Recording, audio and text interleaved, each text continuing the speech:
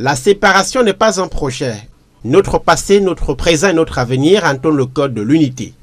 L'un des messages de Paul Biya posté le 1er avril dernier sur son compte Facebook, le chef de l'État en a démultiplié ces derniers jours, évoquant des sujets comme la crise anglophone, la diplomatie ou sa vision de la paix et de la sécurité internationale.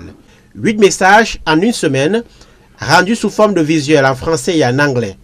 Généralement taiseux, Paul Biya veut-il anticiper sur les difficultés qu'il aura à convaincre les Camerounais à 7 mois de la présidentielle? Il n'a pas fait grand-chose des 7 ans qui lui ont été confiés en 2018 pour les Camerounais. Et donc, son bilan va faciliter la tâche normalement aux opposants. Et je dis bien normalement, parce que les logiques électorales au Cameroun, malheureusement, n'ont rien à voir avec ce qu'on peut observer dans les vraies démocraties où le bilan est quelque chose d'essentiel lorsqu'on se présente devant le peuple. Ces dernières semaines, Ferdinand Gongo, qui s'est jusque-là illustré par ses nombreuses correspondances aux membres du gouvernement sur divers dossiers, a pris les devants pour tenter de faire avancer des chantiers à la traîne, ça et là à travers le pays, doublant y compris le chef du gouvernement et les ministres sectoriels, sans se priver de recevoir des appels à la candidature de Paul Biya à chaque étape.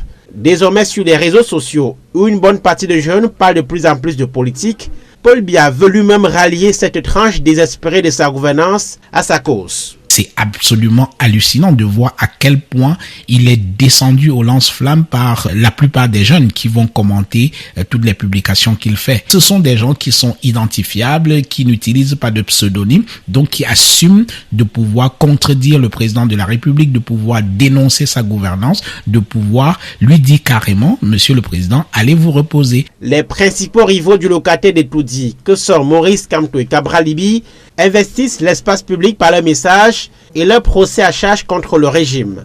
Limité par ses 92 ans, le président doit bien pouvoir se faire entendre face à ses concurrents. Aucun moyen n'est de trop, estime Jean-Baptiste Atemengue, cadre du RDPC. C'est surtout la rencontre entre la vision et le peuple, vision portée naturellement par un candidat, un citoyen crédible à l'échelle nationale et internationale. Donc ça demeure cette rencontre entre celui qui chemine avec le destin du Cameroun depuis 82. Donc je crois que c'est la même rencontre qui sera renouvelée en octobre prochain entre Paul Biya, le candidat, et le peuple camerounais. En 2018, le président candidat n'était apparu que moins de 20 minutes lors de son unique meeting à Maroua dans l'extrême nord. Pour l'élection de 2025, ce sont les ministres et divers collaborateurs qu'il faudra s'attendre à voir davantage lors de la campagne électorale, estime un observateur de la scène politique nationale.